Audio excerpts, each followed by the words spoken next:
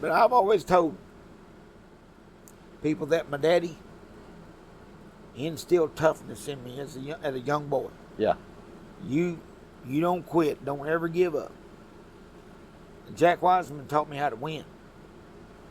And a guy named Leon Adams later in life taught me how to live. Now that was three guys right there that really inspired me.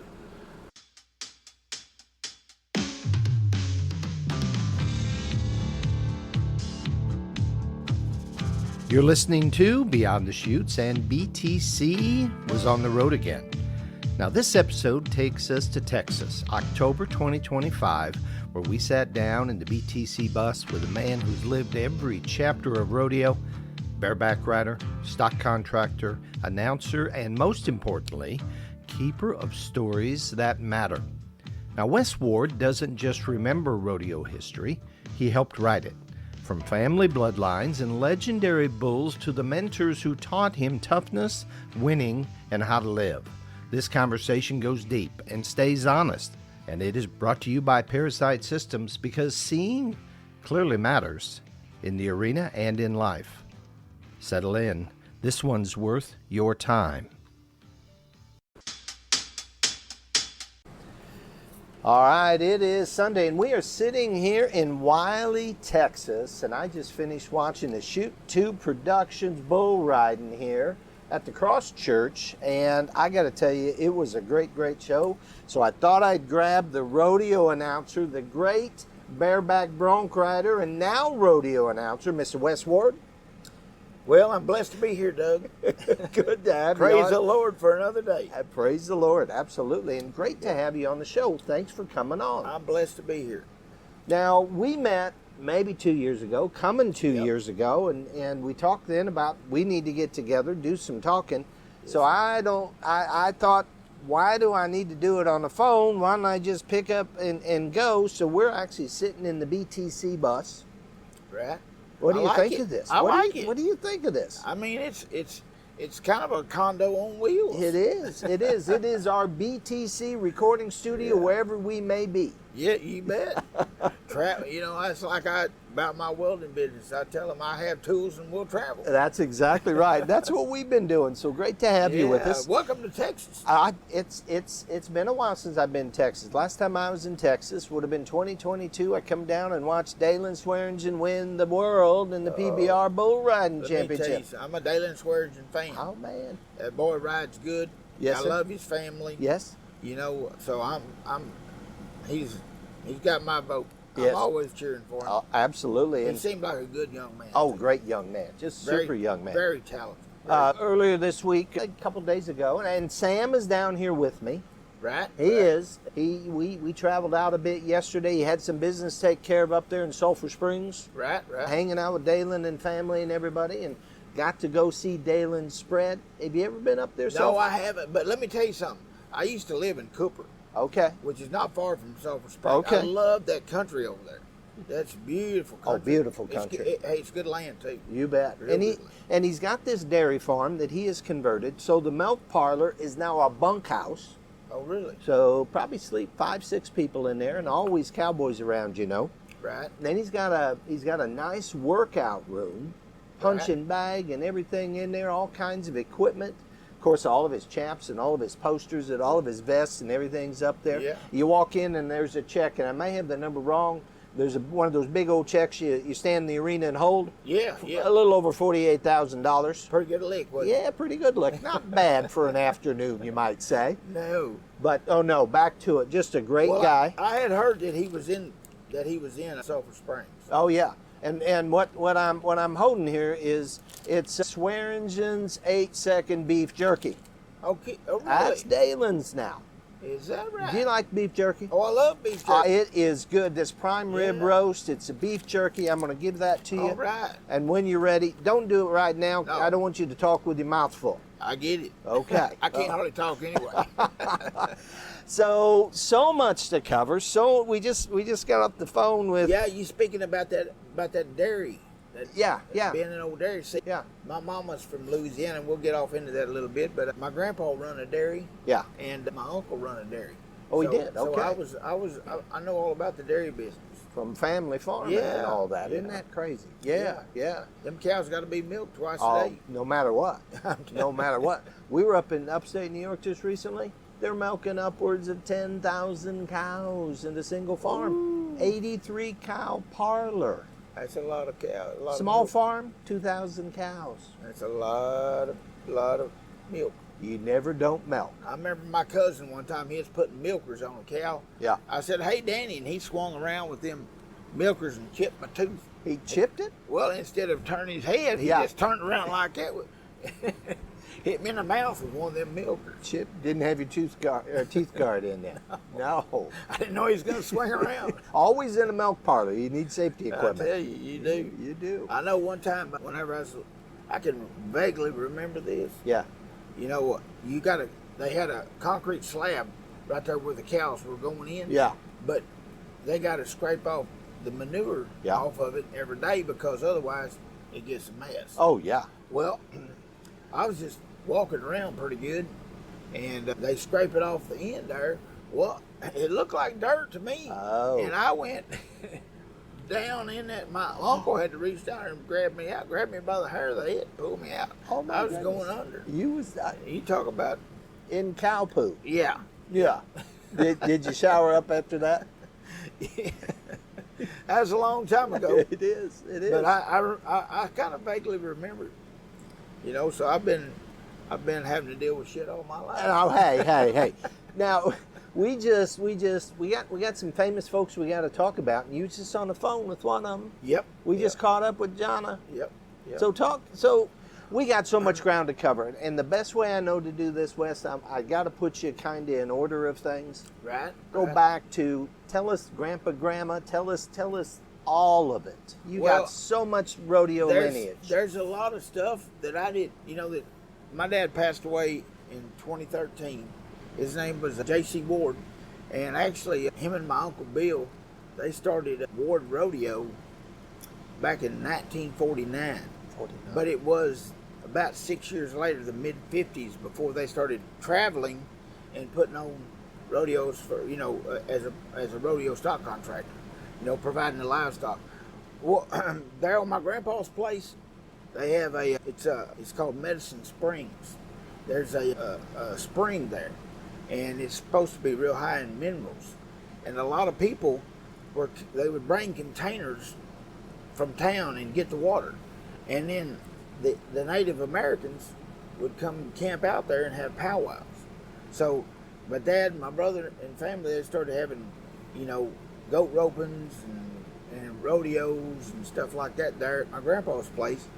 And my Uncle Bill, he got out of it, and my dad carried it on.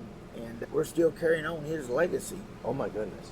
I think it was 76 years last year. Oh, my goodness. Okay. Yeah, 76th anniversary for Ward Rodeo. Yeah. So, and my dad put on the very first two IPRA rodeos in the state of Oklahoma. Really? One of them, I'm pretty sure, was at Stratford.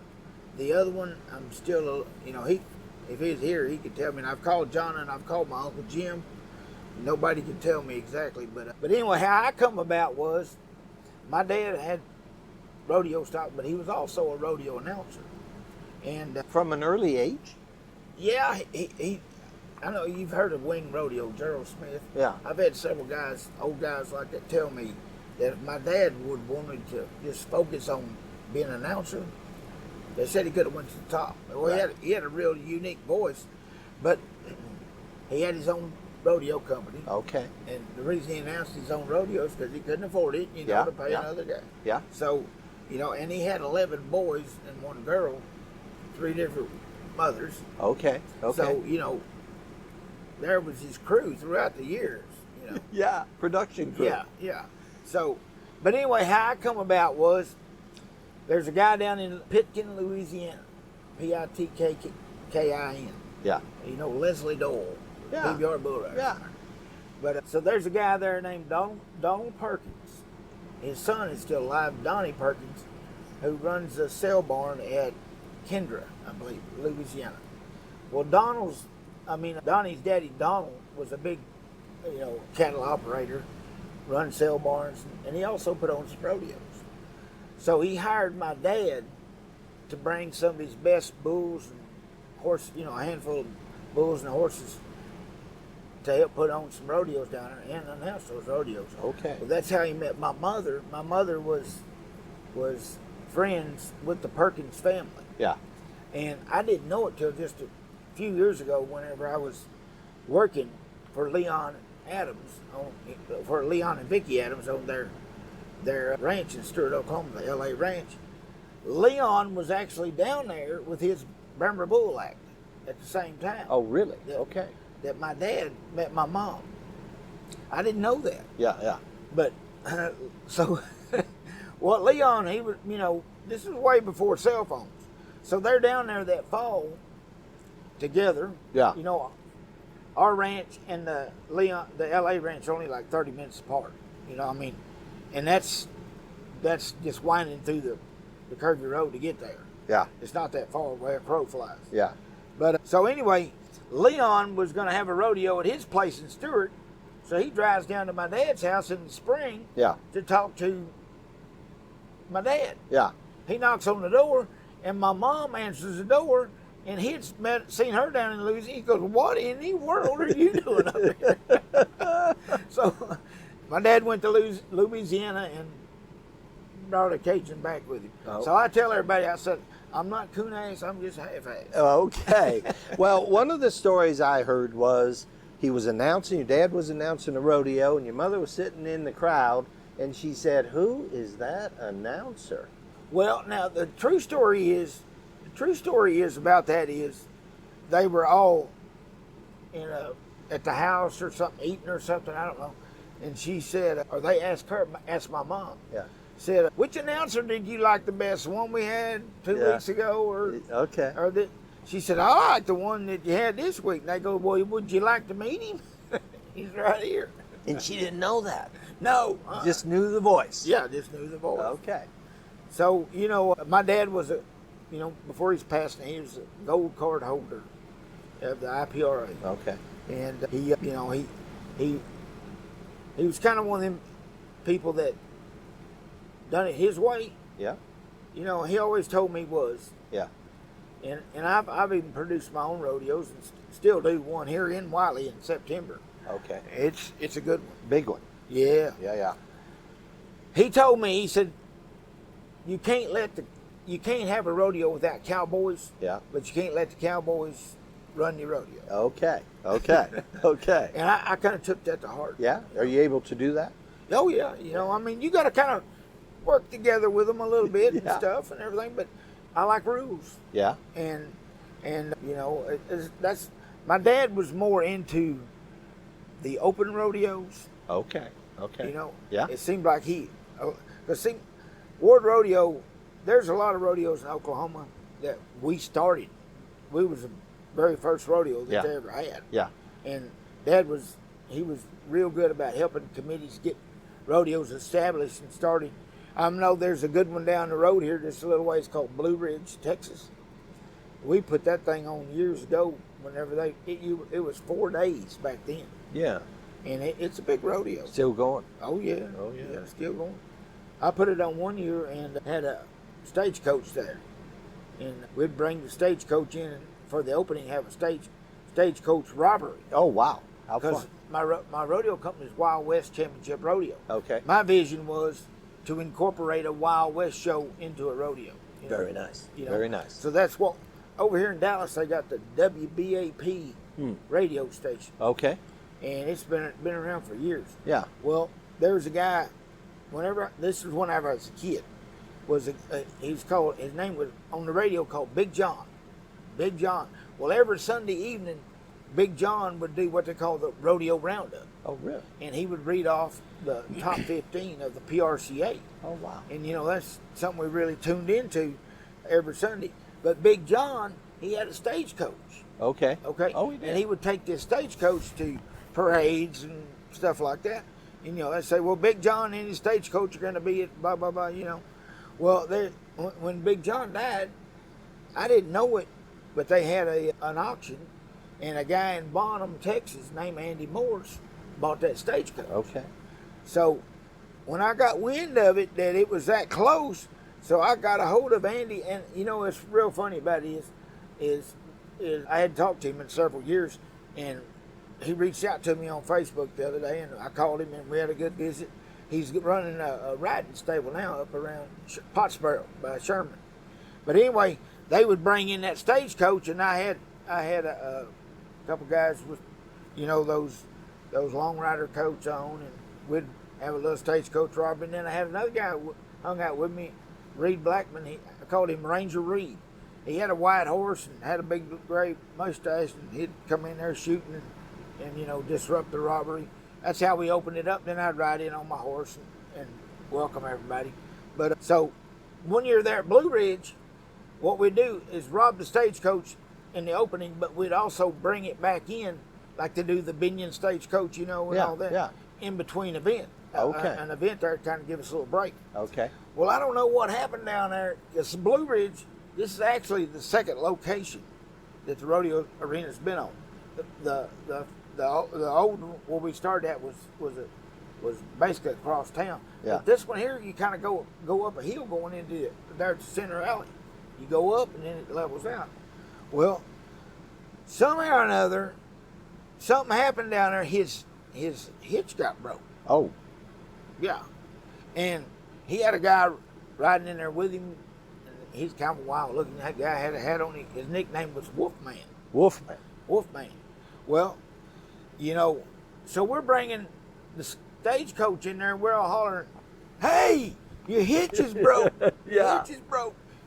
He's just waving like the queens do, you know. Well, them horses go out there and they do their figure eight, and we're talking about it. No, this is, you know, this stagecoach is pretty famous. You know, the WBAP, Big John stagecoach. Well, when he goes to go out, the center alley gate, them horses, he swings them horses in, but the coach kept going this way and hit the bucket chutes. Oh, no. And let me tell you something. It shot both of them up there, right between them horses, like you'd shoot them out of a slingshot or a gun or something. Oh, my. And them light poles just doing this. I mean, wow. It was a bad deal. Well, you want an exciting western feel to it. Was that pretty exciting? It was very. It was pretty scary, actually. It was? Okay. Really scary. You didn't do it again? No. I mean, that was Saturday night anyway. It was a packed house, people everywhere. Sold the show off that? Oh, we had some few events left. My goodness. But anyway, that's how I come about. Was, you know, my dad met my mom in Louisiana. Yeah. But the Perkins family, they're still there in that area. But Donald was a big cattle operator. Okay. And put on some rodeo. Okay. And you talked about your dad putting on the first couple of IRA events in Oklahoma, and he also helped start the Oklahoma Junior Rodeo Association. Yeah, the OJRA. Of course, a few years ago we quit. You know, it got to where it was kind of hard to keep it going and stuff. Yeah. So, but my dad started that. Him and another friend of his, they started it. It was really good to give the kids something to go to in that southeastern Oklahoma area. You bet. And you know, I guess you could say that Ward Rodeo was known for, you know, a great place to learn how to rodeo. Yeah. You know, there's Justin McDaniel, Gordon Jet McCoy. You bet. You know, you bet. Jaco Roper. Okay. They all out of that area. All yeah. I'll be done. Yeah. Okay. And J.W. Martin was the guy that started that with my daddy. He had J.W. and J.C. Okay. And they were men's men. Yeah. You know, I mean, because, you know, when my dad passed away, I didn't think nobody liked my daddy because he just kind of straight up tell you how it is. You know? Okay. You know, like one time I was at a Velma, Oklahoma picnic. They have a big roping and all that, but they have bull riding too. And my daddy had this bull 14, the Dirty Crook. He had one horn that was come out like this, kind of bananaed out, another one straight out. And I mean, this dude he would hook you. He was a bad dude. Okay. This young man walked up and asked my dad, he said, "What's this 14 bull of yours?" He said, my dad said, "Well, son, he hooks every other rider that gets on him, and he said, "I think you're the man." You're the odd one out, huh? You're next. It wasn't no encouragement. Oh know. my, oh my. But I didn't think nobody liked Daddy. But Yeah. whenever he passed away, we had his funeral in the gymnasium, and there's over 1,000 people. Oh there. my goodness. Oh You my know, goodness. a lot of people had respect for him You bet. because you bet. he instilled in me. He said, "If your word ain't no good, you ain't no good." You bet. You know, You bet. so if he told you something, that's the way it was. So talking about bulls, and I appreciate that about your dad. Talking about bulls, tell us a little bit about the polecat bloodline. Well, okay, so what Dad used to do for years, he would go to Louisiana and buy roping cages. And so there was another great bull of ours called Tiger. Yeah. Tiger and Polecat. They were both roping calves out of Louisiana. Really? Yep. That's how you got him. You That's weren't how- out that's looking how- for a bull. No, that's how we got them. And then, but Dad figured out throughout the years that heifer calves run better than bull calves do. In the calf roping. Yeah. So he would buy those little white Brahmas from down there. And we kept them Brahmas, heifer calves, for cows. Oh, okay. Well, Polecat was 18 years old before we ever even put him on the cows. Really? And he died that winter. And then next spring, we got all these little spotted, So only one season with him. only one season. At 18. Yep, at 18. Oh my gosh. Yep, sure was. Were you bucking him before that? Well, yeah, see, here's the thing about Polecat was he was a little bull, but man, I'm telling you, he was tough. Okay. He had a heart, Okay. huge heart. And I mean, he was rideable, but he would hook you too. Okay. He's another one had a banana horn, and this horn stuck straight out, but it wasn't as long as their 14s was. But it took us, Dad always wanted a clown bull. And some clown just happened to have one of them old tractor inner tubes and rolled it to Polecat, and he knocked it way up in the air. And we started saving him for last and putting that in. I ain't no telling how many inner tubes I've seen him tear up. Really? Oh, he hated them. Really? Sometimes they'd get him, they'd try to put it, around his neck, and he'd tear that sucker plumb up. But he was a little black and white spotted bull, had a little hump, but so what we started doing after we call them the cat bulls.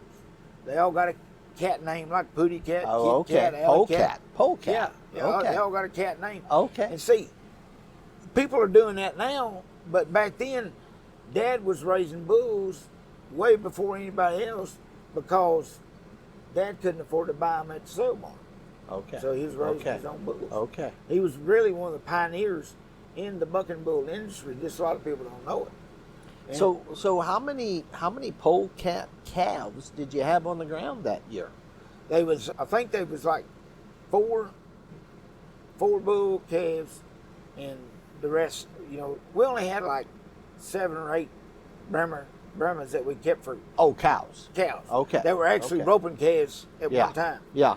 And I think there was 4 bulls and 3 or 4 heifers, but it was Polecat Jr., Pootie Cat, I think Civic Cat, and man, I ain't for sure. My younger brother Cody, he could tell you all about it. Yeah. But they were all good. They all bucked. They all bucked. They was Wow. rodeo bulls. What's the odds of that? They ain't very good. No.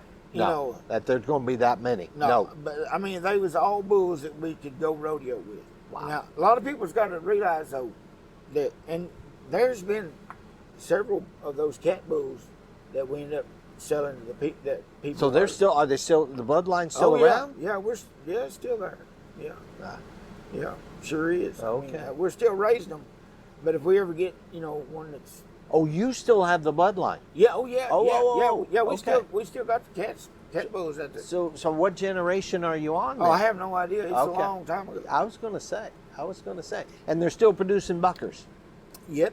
Every once in a while, we'll get one that's special, Yeah. and send him on some, To the big show. to the big show. Yeah. We've sent 3 or 4 of them, Really? but my daddy never liked. He didn't want to do that. Didn't want to sell through? No, you know, and I kind of disagree with his. You know, let me tell you something. I learned a lot from my daddy. Yeah. Things to do, Yeah. things maybe not to do by sure, watching him. sure. But my dad was pretty stingy with that bloodline. Okay. He kind of wanted to keep it to himself. He did. So he didn't. He didn't want out in the world. No, he really didn't. He really didn't. And I'm gonna tell you this story. Yeah. And it's true. I was married at the time to my daughter's mother. Mm-hmm. When we got together, she had 4 cows. They were what you call Simbrock cows. Yeah. One of those cows showed more Brahma than the rest of them. Yeah. The other ones were more beefy, you know, showed more Simmental. Well, they called her old Boxhead. Boxhead.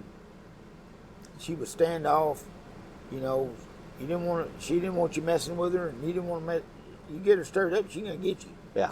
I told Kelly, my girl's mama, I said, if you would breed a bucking bull to her, you'd probably get a bucking bull. Yeah. Yeah. Well, what I done was, see, we had a good young bull called Scat Cat.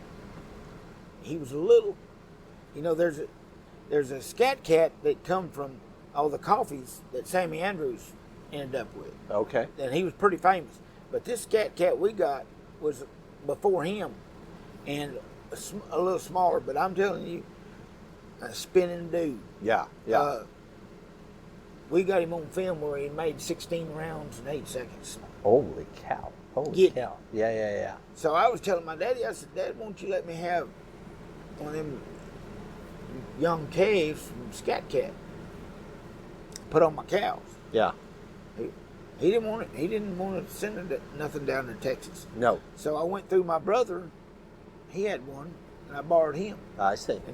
And sent him down there. Okay. And the first bull that old Box had, her calf was a bull, and I sold that bull to Diamond S. He went to PBR finals 2 or 3 times. Really?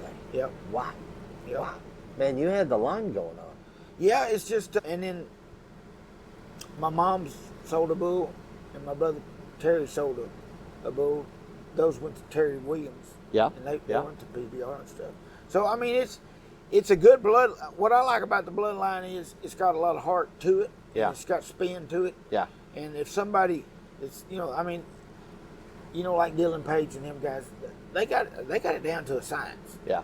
You know, every time I see Dylan, I've known him a long time. You know, he used to come to my dad's rodeos. Was a bull rider. Okay. And I said, Dylan has the bull factory. You know, he's got the bull factory. Right. And there's a lot of people in this area right here that's got, you know, I mean, they know what they're doing about the bulls. This is bull country. Oh yeah. And since they've really started breeding them and everything, they've even upped it. They've got it way above the talent. Really? Okay. And see, that's what our Ward Rodeo is. It's a great place to get started, so we don't need them bad rank suckers. Yeah. We need them ones that they can learn on. Yeah. And that's how, I mean, you can go to a Ward Rodeo and they get more bull riders than anybody because they got rider-friendly bulls for the guys to get started on. What I liked about today, Yeah. exactly that. Yeah. Oh, you had some buckers in there, some Yep. showy stuff. Yep. But perfect for where you guys are right Oh, now. yeah. These yeah. bulls. Yeah, we got to do something because the young guys ain't learning nothing Yeah, getting yeah. slammed. No. know? And what a crowd here. Oh, Wiley's a rodeo town. See, My goodness. in September, Yeah. you know, they got an arena out here. It's a WW arena. And Yeah. I mean, they'll have 2,000 or 3,000 a night. They'll pack them in there. Really? Yeah, Really? and I'm energetic. I mean, I love it when it's like that. Well, it's fun to see you and Kelly work, and of course here's Sam, you know, doing music and you guys got it going on. This Shoot 2 Productions. Good for you. I tell you what, Kelly Clark, Yeah. you know, he's always, man, that guy, he's always thinking, he's always coming up with stuff out of the box. And whenever he puts his mind to something, it's gonna be successful. When did you meet Kelly? Oh, I've known Kelly a long time. Yeah. You know, Through rodeo? Yeah, because his dad, John Clark, you know. Oh, sure.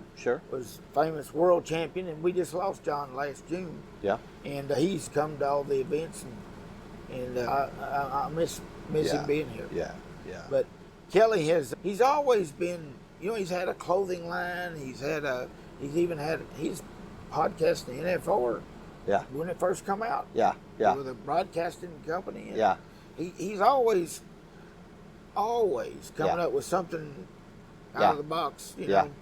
And you think, well, I mean, he tackled something that normally nobody else tackle. You know, he's got a tank now. He made him a tank that's a clown act. A tank. A tank. Okay. Yeah, Okay. a tank. Okay. It's a pretty good act too. Is a good act. Okay. It's pretty good.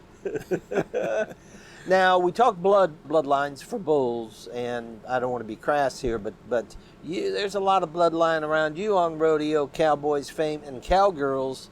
Famous crew you grew up with, the Cravens. Talk about that. Well, you know, I grew up with a lot of IPRA roots. You know, my dad being a gold card holder.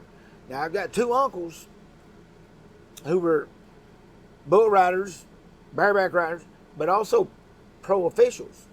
J.O. Cravens and my Uncle Jim Ward, who made the bull ropes. Okay. So I had a lot of background in the IPRA.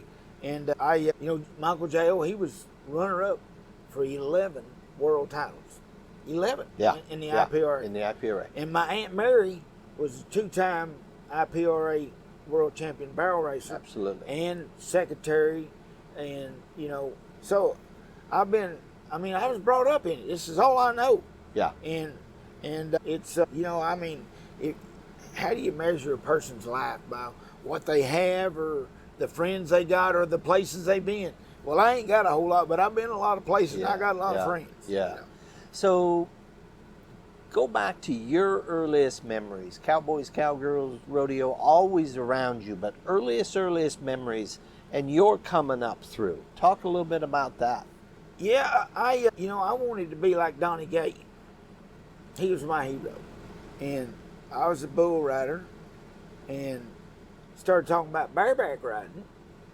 And of course my dad didn't, that if there's any young guys out there, this is one thing that I'm going to encourage them to do is go to a good school and get the basics right off the bat. Yeah. Because if you go out there and you're trying to ride and they start paying you, even though you may be doing things bad, but, it's going to hurt you in the long run. Yeah. Because it's better to get trained right and know what right. I didn't know nothing about riding bareback horses. All my daddy told me was, you got to come a spurring. Yeah. And I never owned a bareback rigging. I just borrowed me and a guy named Billy Downard. He's qualified for the IFR and the bull riding a couple of times, and we had one rigging, and we both used it. Well, I'd be spurring to win the rodeo, and my hand pop out. Okay. And my mom would say, well, why don't you just go to the belly and make the whistle and win the money? But that wasn't my mentality. I was trying to become a bareback rider. Yeah. And my daddy told me, if you're going to be a bareback rider, you've got to come and spur. Yeah. So one of the best things that I ever did, and I'm gonna pass this on, is I would put an old rigging on a saddle horse with rope and reins and tennis shoes. And what I would do every evening is, and Dad would feed the bucking horses, but they may be on the very back side. Well, I would ride this horse, spurring him to gather up the horses and run the bucking horses in, exercising them. Okay. So I'm spurring this horse, and I'd turn his head loose, and he would run 90 miles an hour. But I learned if you can spur one and running, you can spur one bucking. Okay. Okay. But that was really, but I didn't know the techniques of it. Okay. And stuff. I would just, I would go into it.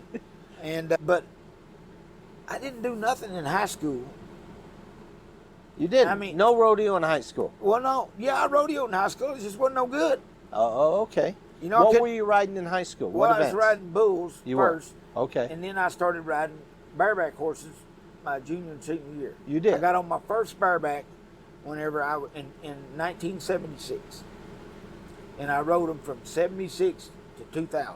So in '76, you would have been a freshman. Yeah, about in 15, high school. About 15. Okay. Somewhere in there. Okay. Yeah. I got on a bucking horse of my daddy's that was a little wild horse, had a wild horse brand. Okay. Her number was 81. He called her Little Mexico, and she just jumped and kicked down the arena just like that. But I tell you what, they won a ton of money on her. You did. Okay. No, I mean, they did. Yeah, they the Cowboys. Did. Yeah. They like getting on her. Yeah. And she was little, so Dad let me get on her, and she bucked me off. Okay. Okay. But your hand kept popping out of the ring. yeah, I couldn't. I qualified for the state finals my senior year in the Barebacks and the Bulls, and I knew I needed a rigging, or at least some people were telling me I did, but I couldn't. That one that Billy and I, it wasn't. You couldn't fix them to fit one, and the other Right. guy's hand would be different. Right. But it was probably a pretty good deal to learn how to lift and stuff. But that was something that Was this a hard-handled rigging you had? yeah. Okay. So you never did the soft-handled stuff? No. No. I would.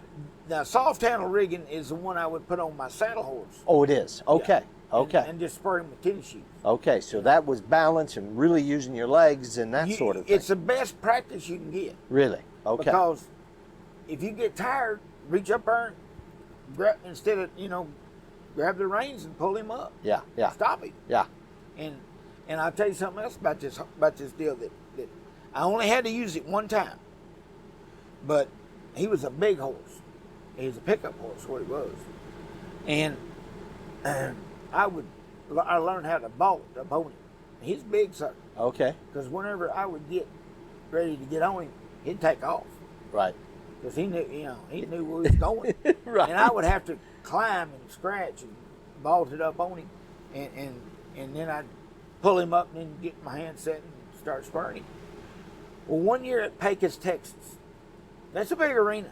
Okay. Real big Yeah. arena. Yeah. Yeah. And the pickup man, I mean, this horse I had, it was one of Dale Hall's. I can't remember exactly his name or number. But the pickup man come in there, and I mean, he wasn't big, but he's a bucking. And they kind of bumped me, and I hung up.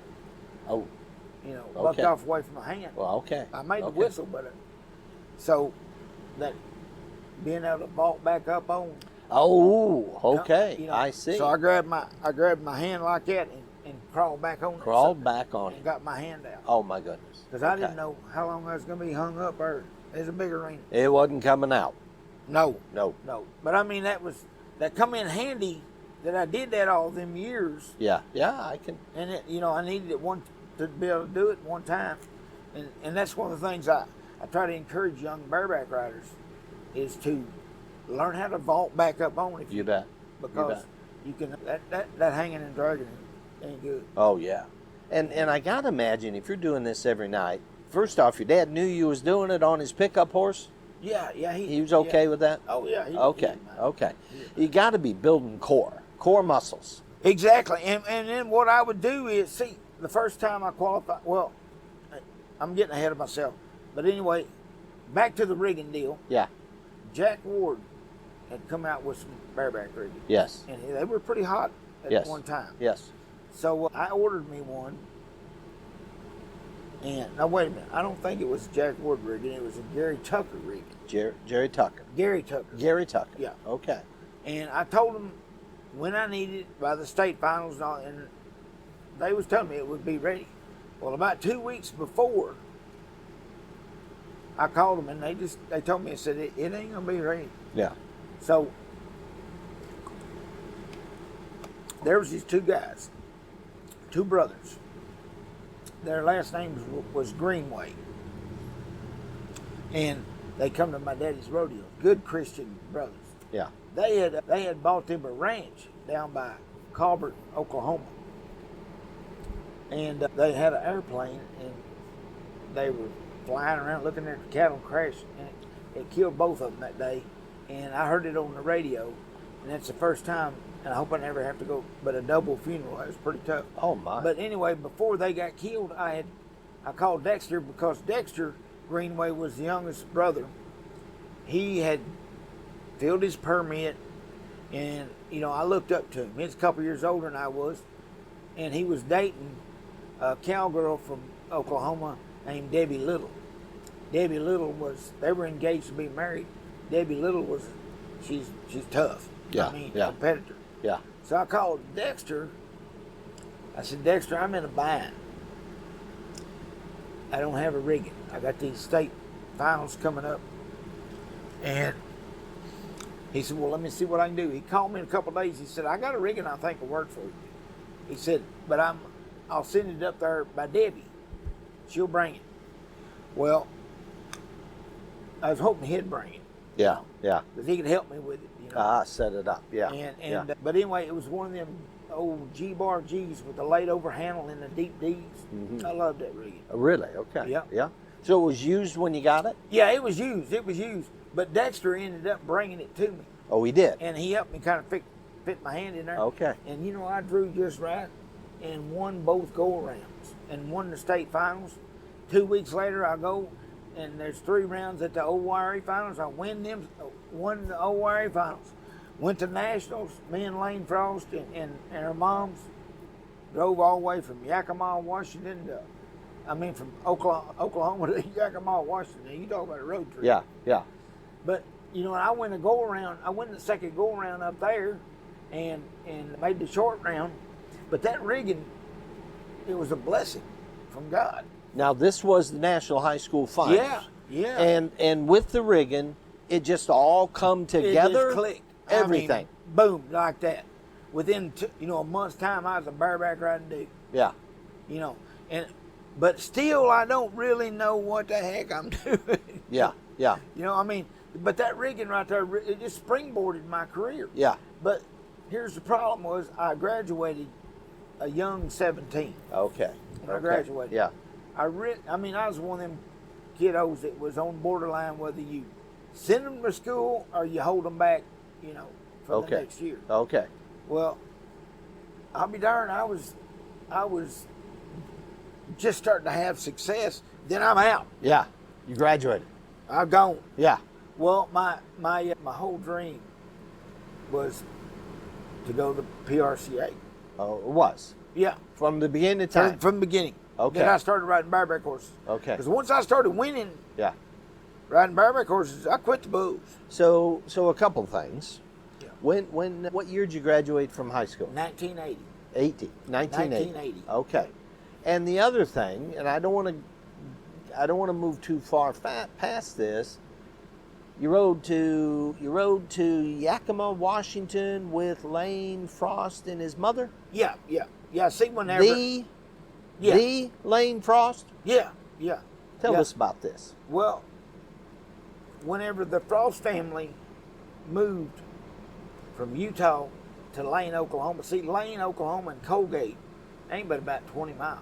So you met him through high school rodeo? Oh, yeah. Well, Lane, Frost, and a boy named Blake Lowenbaugh, who's from Podo, Hodo, Oklahoma. He'd been to IFR before. Okay. And Blake was actually the 2-time Oklahoma State bull riding champion. Okay. Me and Lane and Blake, we went to a lot of rodeos together. So you can say Blake and I was Lane's Tough and Cody of his younger days. Now, But- not just high school rodeos. You're doing pro stuff. Well, see, I'm a year and a half older than Lane, but actually 2 grades ahead of him. Okay. So, whenever we was in high school and Yeah. stuff, we don't go to high school rodeos, but we go to open rodeos, whatever. They had a rodeo. I remember Lane and I, whenever they first opened Billy Bob's up, we'd go down there and enter the bull riding at Billy Bob's. It only had a few of them. But man, Lane been to a lot of rodeos. Really? Actually, Lane was the best man in my wedding. And I've actually been married and unfortunately divorced 2 times. Yeah. But both of them were named Kelly. Okay. Lane's wife named Kelly. Well, Lane during the rehearsal dinner of my son's mother and I's wedding is when Freckles Brown died. Oh wow. Okay. So Okay. Lane was he wanted to be here, and it was, Freckles was his hero. Okay. And he had met him and everything. well, Freckles see, Brown. That's how the Frost family come to Oklahoma. Freckles and Clyde rodeo together, and Freckles is who found the place in Oklahoma that the Frost family live on. Oh, wow. But so I didn't know this at the time. We had a rodeo at our house, and we had posters out and all that and everything. Well, Elsie seen one of our posters and called my mom. Now, Elsie would be Lane's mother. Yeah, Okay. Elsie Frost. Yeah. Okay. She called my mom, because the number was on the flyer or the poster. She wanted to know what kind of bulls we had, how rank our bulls was. My mom said, well, my son, he's 15, or I think I might have been 16 or 15 and a half. She said, but I think they're way too ranked for him. Well, that's the first time I ever seen Lane Frost. I didn't know all this. That else, I didn't know who they were. Yeah. But Lane was behind the bucking chutes. Yeah. And every time I'd make a move, I thought, who is this kid? Yeah. He just was watching me. Checking me. Every move I made. And then we got hooked up going to high school rodeos together. And he told me one time, he said, first time I seen you, I thought, well, if you was riding them bulls, I could dang sure ride them too. Good deal. Wow. Yeah, Lane, his man, let me tell you something. I got a lot of good friends, and I'm blessed. But Lane Frost was special. And I went for years and years thinking that somebody would come into my life that would replace the friendship that we shared. And then the Lord spoke to me one day, and he said, there's only one Lane. And kind of healed me that day, but I was the very first cowboy to Clyde Nelson's house.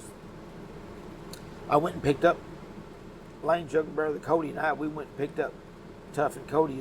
They flew in with his body and all that, and I don't know if you've seen the documentary that's out. It's really good. It's called Lane Life Legacy Legend. It's really good. I've seen it 2 times at the premieres, but I really don't care about seeing it again because it's so good that it took me right back. And having to relive all of it, it was losing Lane. Loving Lane was easy, but losing him, and I was just blessed to know him so well. We worked together. We did a lot of things together, and we never had a cross word one. We always enjoyed each other's company. I'm going to tell you a little story, and this is kind of dude he was. If Lane liked you, he'd do anything for you. He wasn't one of those kind of guys that if he did something for you, he didn't want no recognition. He wanted, but anyway, he calls me. My son's mother and I were having some tough, going through some stuff, and he called me and he said, hey, me and Kelly, we're coming through there in a couple of days. He said, I need you to come help me. Okay, Lane, you bet, I'll be ready. So him and Kelly come to my house when I lived near McKinney, New Hope, Texas. And they had his van and everything, and they loaded me up. And we leave. We're headed to Oklahoma. We get a few miles down the road there, and we're all talking. I said, what kind of a project you got? Because we was always doing something. That's what I've been in the fencing and welding business 40 years. That's what inspired me, was building their pens, their arena and stuff up there. That's what got me in the business. And today, the guy, when I first come to Texas, there's a guy named Craig Carpenter. He was here. I hadn't seen him in several years. He was the first guy I went to work for down here. And it's good to see him. So, but we got going down the road there, and I said, Lane, what are we going to do? He said, I really ain't got much I need done. He said, I just know you've been going through some stuff. I just want to get you out of the house, be around you for a few days, See if I couldn't get you back to being you. Now that's a friend right there. And I thought, well, I'll be dang, you know. He seen that I wouldn't have, you know. That's kind of stuff, even in the 8 Seconds movie, they tried to bring out, but they couldn't really do it because that wasn't Lane. Yeah. You know, but I mean, I just happened to be, you know, he was special. Yeah. And a lot of people loved him, but that's the thing about it is, he's tough. One of Tough's best friends, my best friend, Cody, you know, I mean, he was, loving him was easy, but losing him was pretty hard. Well, it's every day I deal with it in some way, you know. But anyway, he was a great dude. Clyde and Elsie are great people. I told him in the documentary that he was born to be a champion because he was bred right. Yeah. And you saw that early on? Oh, yeah. Yeah. Yeah, you know, you could, but that was a long ride to Yakima. They had just opened up the Pro Rodeo Hall of Champions in Colorado Springs. Okay. Not Yeah. long before that. Yeah. So what we did on the way back, we was tourists now. So we're going to go through the Hall of Fame there in Colorado Springs, and the rodeo, Pikes Peak or Bus Rodeo was going on. So we're going to get us a ticket and go watch the Pro Rodeo. So Lane and I, that was our first big stage. Yeah. From Yakima. From a How tell us about Yakima. How did that go for you guys? Well, the Mount St. Helens, it just blew up. There was volcano ash everywhere. Okay. It's like gray sand around the streets. Lane and I mean, that was our first national stage to be on, you know, in competition. I was the very first bareback rider out of the whole deal. And I thought I made a pretty good ride, and they called that 47 points, and I'm like, it must have been my back number or something. Yeah.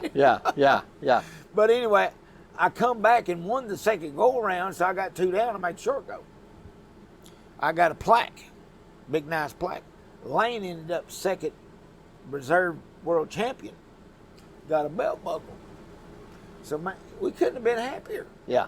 We went up there all the way from Oklahoma. It's my mom and Lane's mom and Lane's younger brother Cody.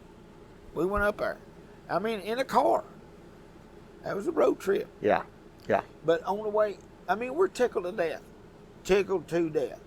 And on the way back, we do the Pro Rodeo Hall of Champions deal, and we get us a ticket that night and watch rodeo.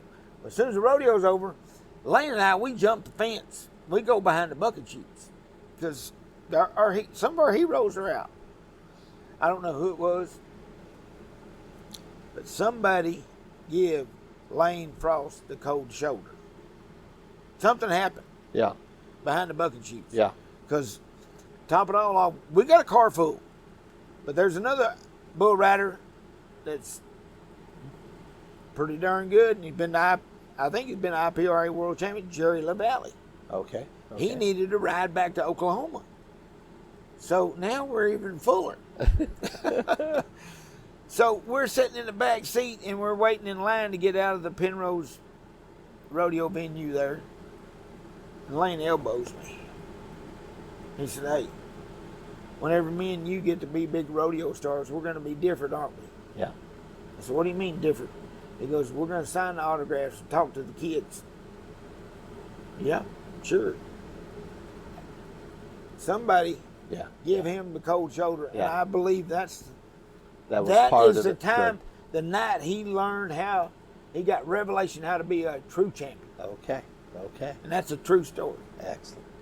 You know, we was just squished in there. He elbows me.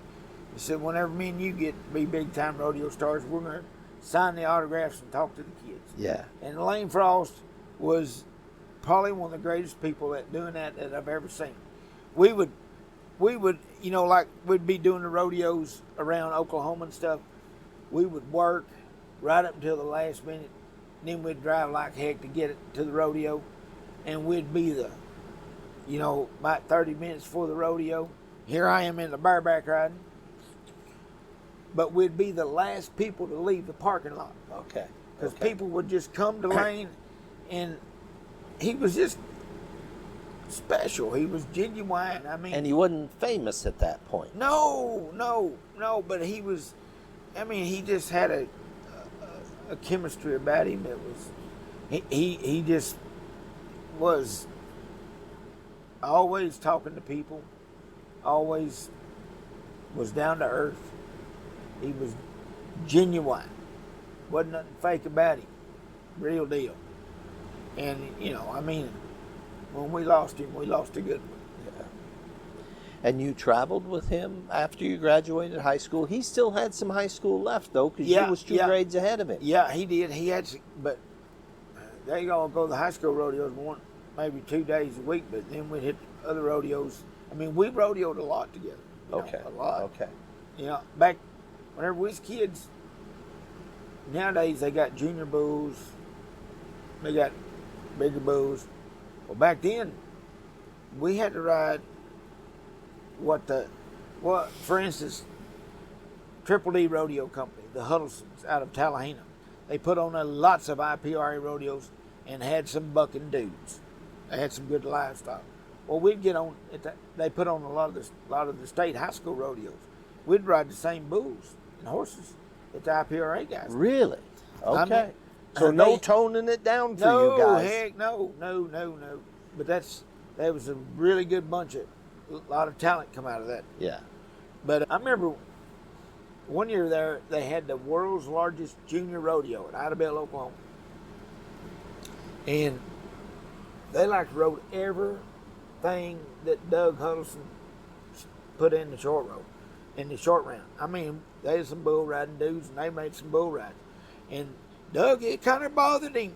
He had this one bull called Red Baron that he was holding back that he wouldn't put in there because he thought he was too ranked for the kids.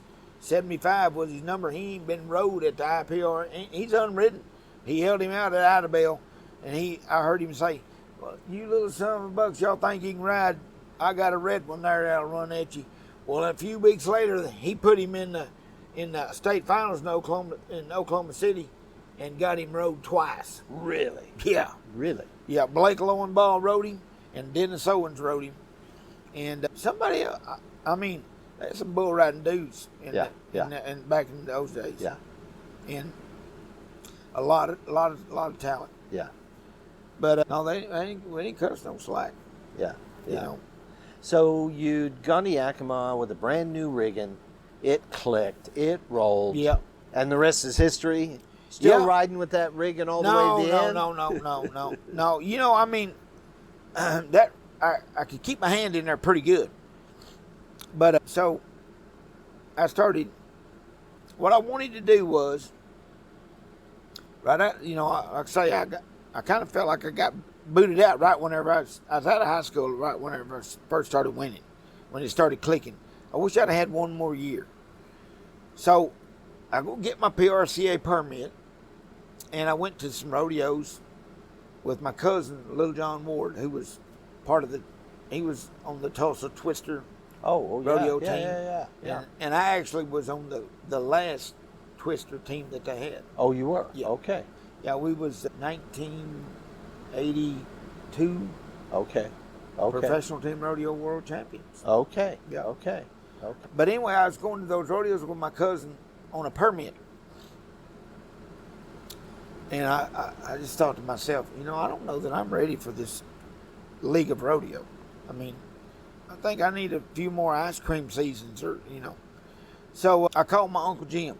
He's a bull rope maker, made bull ropes, still making bull ropes. And when Lane Frost won the world, Lane was riding his rope. Really? And Tough won the average that year, and Tough rode Jim Ward rope. Really? Yeah, both really? of them. Okay. But lots of the guys, world champions and everything, in the IPRA rode my Uncle Jim's rope for years and years and years. But anyway, I told my Uncle Jim, I said, I just don't think I'm ready for the PRCA. PRCA. Because what were you seeing out there, Wes? Well, I just, I pull up to a rodeo and they're out of a pickup in a camper. 5 of the top 15 guys that I've idolized all, and he, I just, You were in awe. I wasn't ready. You were in Yeah, awe. I was, but I mean, I still had a lot to learn. Yeah. So I told my Uncle Jim, I said, I just don't think I'm ready for that. He said, well, I can get you in the Jack Wiseman's rig. I said, really? IPRA now. Yep, I'm gonna go. I started going to the CSRA, then the IPRA rodeos. I said, I'm gonna do that. But I've always told people that my daddy, he instilled toughness in me as a young boy. Yeah. You don't quit. Don't ever give up. Jack Wiseman taught me how to win. And a guy named Leon Adams later in life taught me how to live.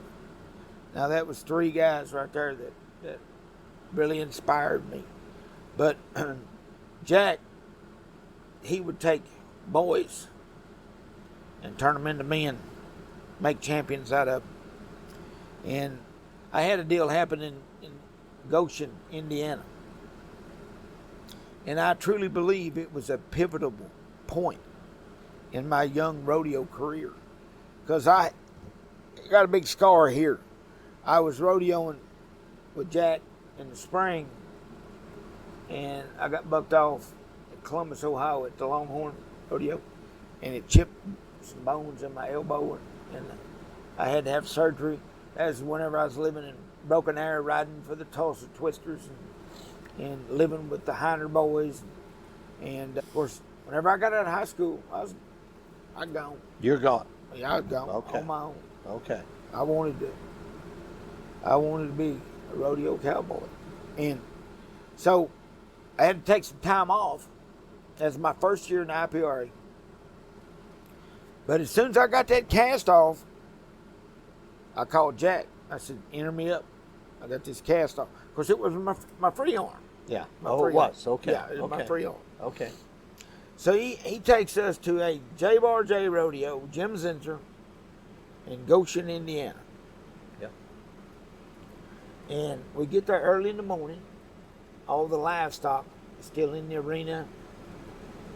And go up there and look at the day sheet, or the draw and all that. And of course, I didn't have no confidence anyway because I hadn't been on nothing in a while.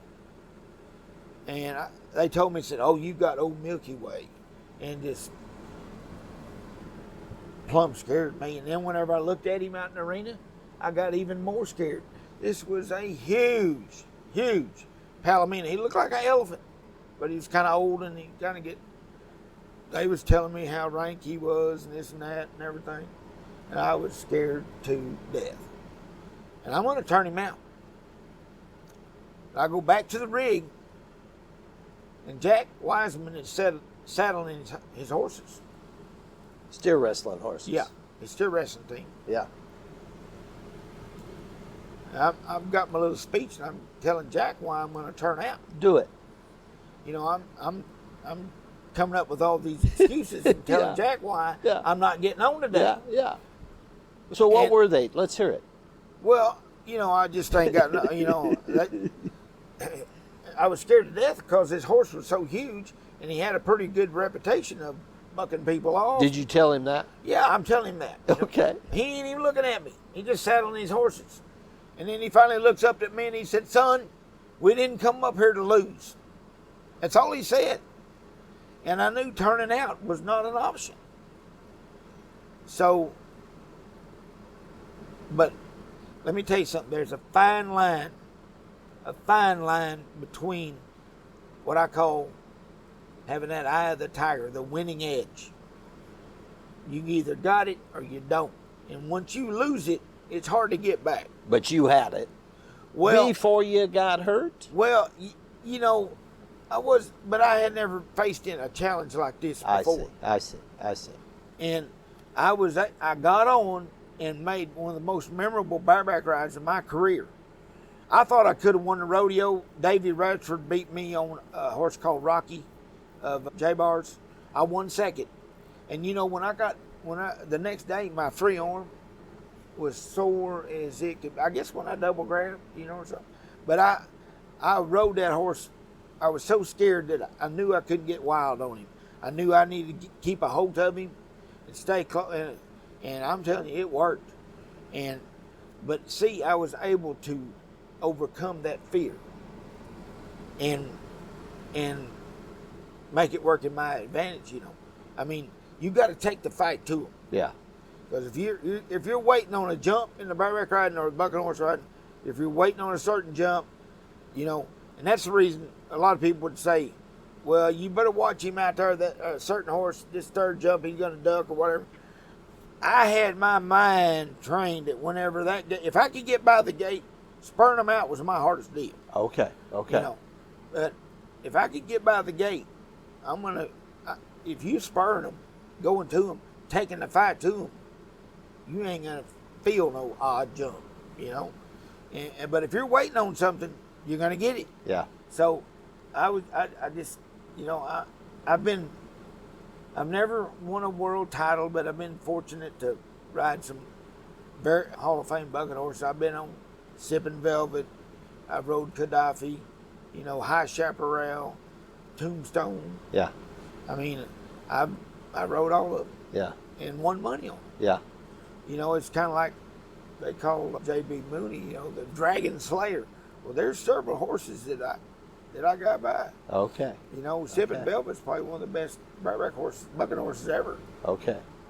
Tombstone was one of the biggest horses ever. Whenever I nodded my head, the top of the chute gate was right here at my knee. Really? Okay. Yeah, I mean, the sucker's huge. Yeah. But that moment. That moment right there, I feel like there in Indiana with Jack. Because if I would have turned that horse out, it would have been easier to turn another one out, another one out, another one out, But that was a defining moment because I was still just out of high school. And Jack Wiseman taught me how to win that day, to overcome fear and to try your tail off, Did you ever talk to Jack about that? Yeah. He did? Yeah. And he's a good dude. Yeah. I think the world of. So tell us. We've heard a lot about him. He's always had a rig. He's always had a crew. Tell us what it was like when you jumped in with him, going down the road, life on the road. Well, I mean, Jack was he's a man's man. I mean, he's a tough son of a buck. He rode bulls, and very well. Very well. 4 world titles. Yeah, I was a kid when he was doing. I didn't know much. I wasn't there. It's like my Uncle J.O. They always told me how good a hand he was, and a runner-up for 11 different world titles is pretty good. You bet. But Jack was, going down the road, he was encouraging. He was very positive. But he was all business. He ran the crew. He run the crew. So he entered everybody. He did all logistics. Yeah. Major driver, I hear. Oh yeah. Yeah, I never drove. Yeah. So you just jump in, you put X number of dollars in the pot, and away you go. Yeah. Yeah. And I tell you, he's got a rule that if you're riding in the front, every 4 hours, who's in the front, you got to get out and walk them horses. Well, I can't remember exactly. I know Ricky Huddleston was driving, and somebody else might have been Joe Fairchild or somebody. But there's 3 of us driving the late shift. Well, I had fell asleep. And I was sitting in the middle. And it was a weird feeling because it felt like we just stopped and walked the horses. But evidently I'd been asleep for 4 hours. Jack, he woke up. He said, he seen me sitting in the middle. He said, what's them boys doing? Are they walking them horses? I said, no, sir, we just walked them. He looked out there and he seen that they was walking them horses. He said, you better get your butt out of it. Yes, sir. You had a job. I'm gone. Yeah. But it was weird because it seemed like we'd just stopped and walked them, Yeah. and then I fell asleep. But I didn't know I lied to him, but I did. Yeah. But he was the guy that was. He was well. There's a lot of cowboys that he turned into champions. Yeah. That were just boys whenever they hooked up with Jack. Yeah. He knew how to rodeo, and the thing about it is, I've actually been through my rodeo career a PRCA member way longer than an IPRA member. But those few years I was in IPRA, it seems like I have more memories with those years because it was 10 people in a rig, and it wasn't like, it was fun. We had a great time. I mean, a lot of stories I can't tell. Yeah. But anyway, Jack was, let me tell you something. After I got on at Goshen in 1 second, and on the way home, he had me so pumped up, and he was tickled to death that, that You hung in there, yeah, right? Yeah. But he taught me how to win that day. Taught me something right there. And it's the little things that that happens to you throughout life that kind of steers your course one way or the other. And that was that same year I went to IFR 13. And actually, my Uncle J.O. got me at the gate on my first one. Well, I didn't actually qualify. I ended up 17th. Okay. But then I get this letter in the mail that congratulations, you have qualified for IFR 13. And I'm like, oh my gosh. Yeah. And I had learned through what success I had my senior year. See, I loved working out. And what I would do is I'd run, I'd jump rope, I'd spur a bale of hay, and spur that horse. That was kind of my routine. And I stuck with that because I had success, and every time I'd have a finals coming up, I would do it. So as soon as I got that letter, I started, oh man. And let me tell you, I was in really good shape. And I got up there, and it was 5 go-rounds. And I had that horse of Bobby George's first time called Senor George. He turned out. I thought I didn't even have any doubt, but my Uncle J.O. threw the flag. And I come back and win the next go-round. Split it second and third. I won 2 go-rounds. Then split it second and third in 1 go-round, and split the last go-round 4 ways. And my Aunt Mary is the secretary for the IFR. And during the bull riding of the last performance, I'm behind the chutes there, and she hollers down at me, hey, do you realize all you had to be was 62 points to win the average? And that Pat Price won the average that year. I got that close to having me one of them beautiful IFR buckles. Yeah. But Well, you got go-round buckles, all right? no, there wasn't no go-around buckles. There wasn't go-round buckles at that point. No, I got paid pretty good up there. Yeah. But I mean, and you were in the record books. You were the high bareback ride that year of 83 points. yeah. And then you said, I'm heading west. What you just heard isn't nostalgia. It's lived experience. Now, Wes Ward reminds us that rodeo isn't just about 8 seconds. It's about who raised you, who challenged you, and who made sure you didn't quit when quitting felt easier. These are the stories we chase on the road, the ones that explain where this sport came from and why it still matters. Our thanks are to Wes and to everyone who keeps rodeo honest, and to Parasight Systems for supporting this journey. Now, this is part 1 of 2 parts. We're going to invite you to join us in our next episode with Wes Ward.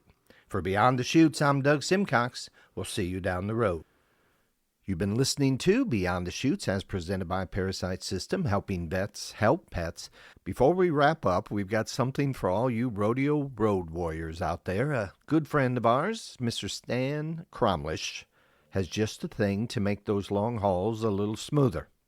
Hey, Rodeo Road Warriors! Stan Cromlish here from the Wandering Gypsy RV Life Podcast. Ever had a trip go sideways, faster than a bronc out of the chute? Grab my book, Rolling Smooth, How to Enjoy the RV Life Without Losing Your Cool, packed with real RV stories, hard-won lessons, and a few laughs at my expense. Listen on Audible. Snag a copy at WanderingGypsyRVLife.com. And catch the Wandering Gypsy RV Life Podcast for more wild tales from the road. Don't just ride, roll smooth. Today's episode is also brought to you by Simcox & Company.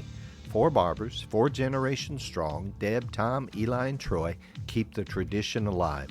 No appointment needed, just walk in, share some good conversation, and leave looking sharp.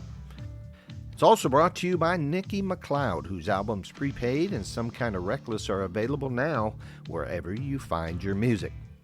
And I've been reading Steve Gander's new book, World's Toughest Rodeo, where an Iowa farm boy takes his Midwestern life lessons to rodeo. It's a fast-moving, page-turning ride through the grit and glory of the arena. It's out now on Amazon. And don't forget Liesl Harris's This Ain't My First Rodeo, available now on Amazon. The story of the legend, told the way only Liesl could tell it. This has been a BTC production. Until next time, thank you for listening.